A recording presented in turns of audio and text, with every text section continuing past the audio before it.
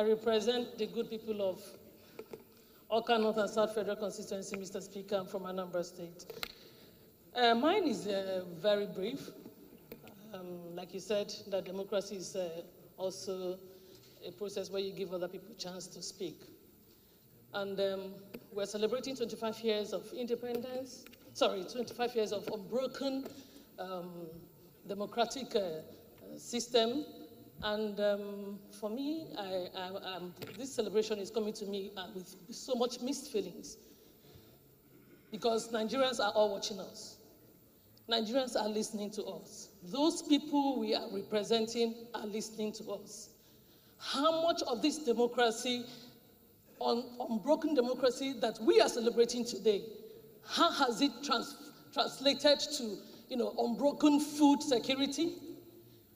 How has it transferred and transformed into unbroken security in the nation? How has it transformed into unbroken access to education, access to healthcare? And we're talking about celebration of democracy. The democracy is government of the people, for the people, by the people. And it should actually change the lives of our people. We are representing our people. Our people are hungry back home. For me, to be honest with you, Mr. Speaker, there is nothing to celebrate. Oh, you're saying we should not celebrate so we should democracy? Be looking at celebrating food security. We should be looking at celebrating access to health care. So we should be looking at celebrating, there are a lot of things to celebrate. We know that we have had unbroken, excuse me, please, I need to be protected. I need to be protected, Mr. Speaker. You are protected, but democracy is what is protecting you. So democracy has given you that place here standing. We have on this floor. To be a parliamentarian, it's democracy that gave you that platform. Are you saying you're not celebrating it? How has it impacted? We need it to move a step further. We need it to move a step further. If I am here and it has brought me here, how has it impacted my own people? That's what I'm talking about, Mr. Speaker. Okay, thank you very much. So please, thank you. We are celebrating, I am celebrating, but we should be able to you are celebrating it now. Implement what we have been doing here. Okay, thank you. So you are celebrating it now. Thank you. Thank you. Honorable colleagues, Professor B has ended up saying that she is celebrating democracy. That's the recognition, Mr. Speaker. I am Honorable Dr. Zainab Gimba. I represent Bamanga Lakala Balgi. Mr. Speaker, I'm from Borno State. Thank you for giving me the opportunity to speak today on this special day of the Day of Democracy in Nigeria. I would like, first of all, to congratulate my honorable colleagues, Mr. Speaker, and all other Nigerians on this uninterrupted 25 years of democracy. Democracy, in fact, is not just about voting. Democracy is a process, and actually is not a state. There are liberal democracies which we have, I believe we have in Nigeria today. There are other countries that you have voting, people go out to vote for their representatives, but they have illiberal democracies because they have compromised a lot of things like the freedom of the press, freedom of involvement in all government processes, freedom, a lot of things, even the independence of the judiciary has been compromised in some democracies. But I think we should be proud that in Nigeria, during this period of 25 years of uninterrupted democracies, we have never in any way compromised the independence of these arms of government. Mr. Speaker, even in the UK and the US, where democracies are examples to us and to the rest of the world, until recently, I think, though the franchise, for instance, in the UK has been extended from 1830, but until in 1918 that women were allowed to vote. And we should all be proud that in these 25 years of democracy in Nigeria, there has never been a scenario where women or other factions in the society has been differentiated from voting. We should congratulate ourselves for that. And equally, even in the United States, it is until 1965 that African Americans were allowed to fully vote. So in looking at all these scenarios, Your Excellency, honorable colleagues, we should be proud that we have nurtured our democracy during these uninterrupted 25 years.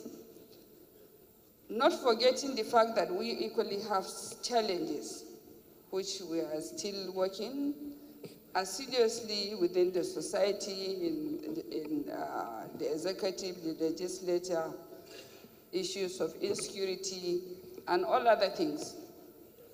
I think we should all sit up to see that we use this same democracy that gives us the power to be involved in the process of government, to work hard to see that we face all these challenges and find solutions to it.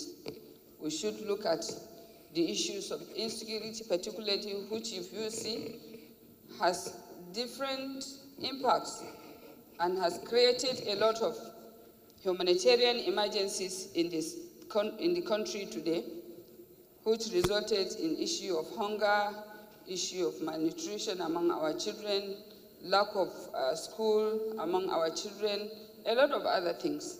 And even lack of hospitals has also generated a lot of health issues in this country.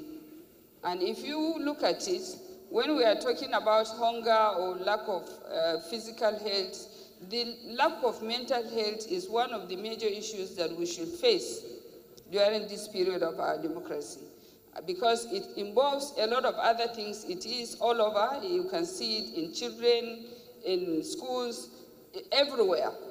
And this all resulted as a result of the fact that people have always been awake and are threatened with a lot of insecurity issues, ranging from kidnapping, from bandits, herders, Boko Haram, and a lot of others.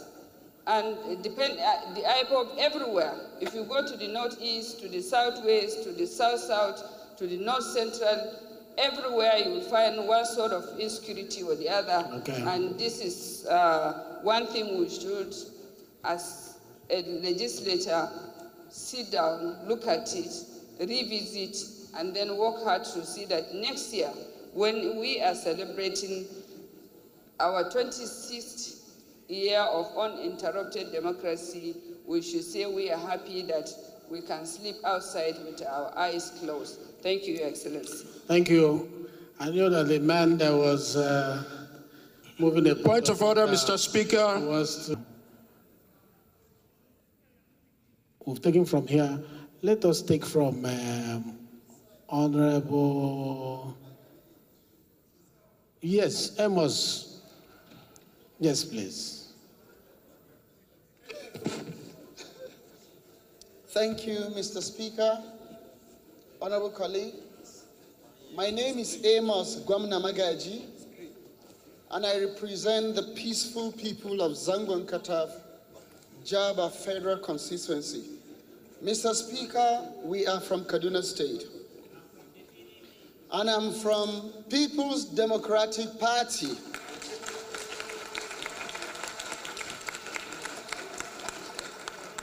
The party that set up this democracy we are celebrating in 1999.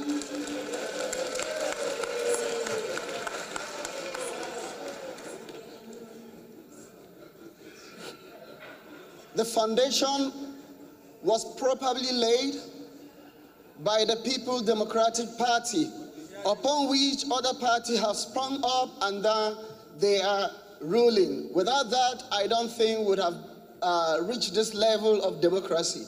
And as we speak about democracy, we saw a PDP president leaving his seat to allow another party to take over. That is democracy. That is democracy. Mr. Speaker, as we speak about democracy,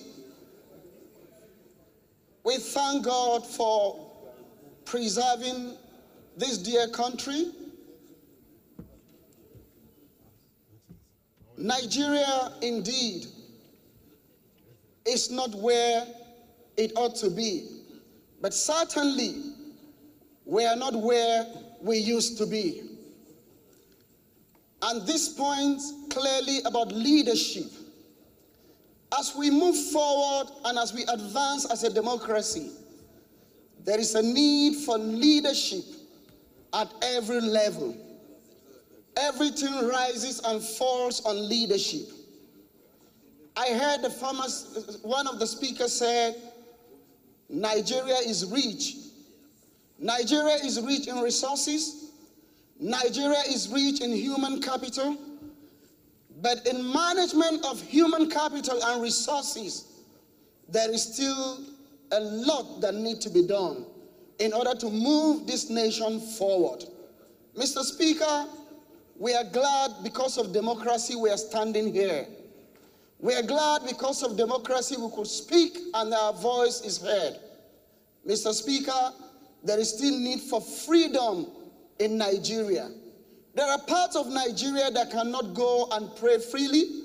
There are other parts of Nigeria that cannot mingle freely.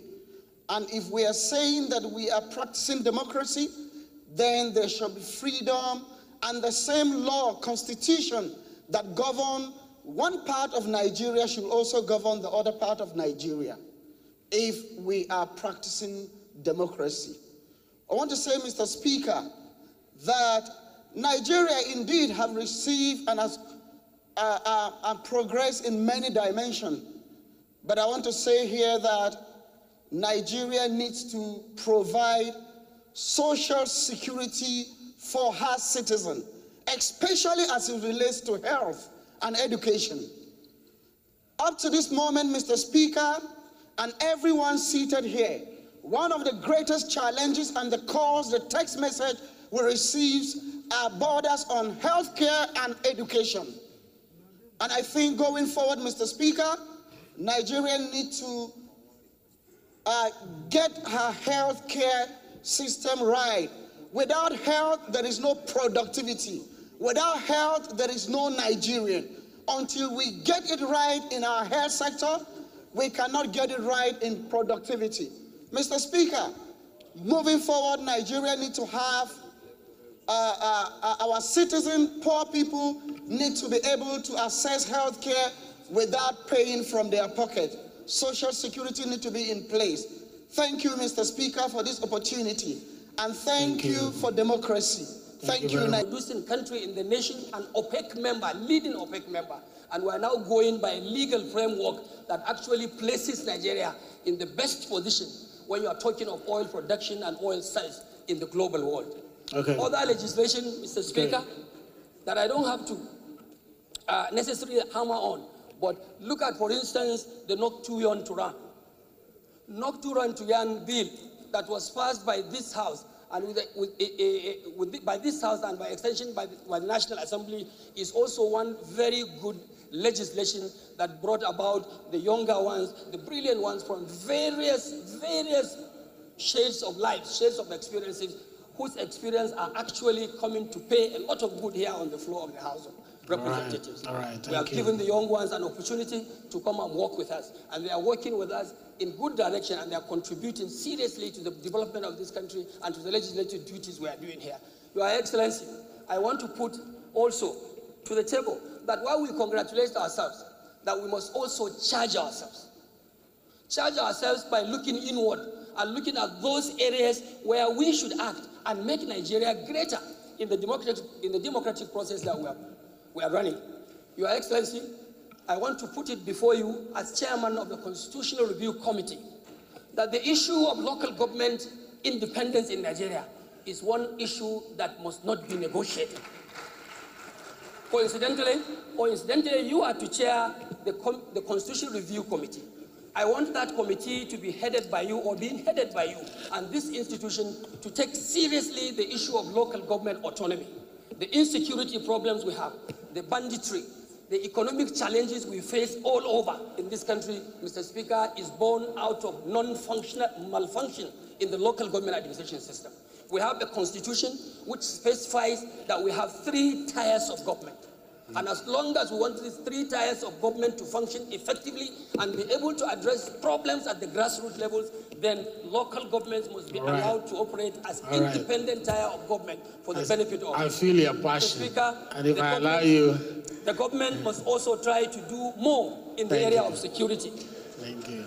In the area of security, so that we can give others opportunity. People are still facing security challenges, and the government and the institution of the legislature must also be ready to address this security problem so that our people everywhere in the country, in the 774 local government, you have our people sleeping with their eyes closed. Thank you very much. I want to believe the House is ready for that. The government should also be ready for that. We work on the same page to ensure the overall development of Nigeria in every aspect and every ramification. Thank you very much. Thank you, and God bless. Democracy as a system of governance, it has its own nuances, but I would talk about its opportunities, especially the opportunities it has granted to this country over 25 years. One, it has provided citizens a process to participate in the political process of a country without hindrance. Secondly, it has provided individuals freedom of speech and freedom of expression. Freedom, it has guaranteed civil liberties where people have freedom of religion, freedom of association, freedom of assembly, which were not there. The society, the citizens could not have enjoyed that without democracy.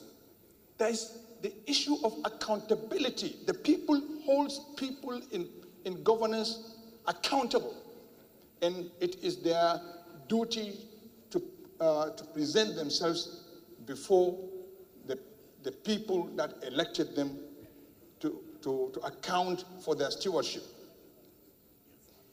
Democracy creates an environment for economic opportunities, liberalize the economy, liberalize participation of each and everyone in the ecosystem of the economy of the country.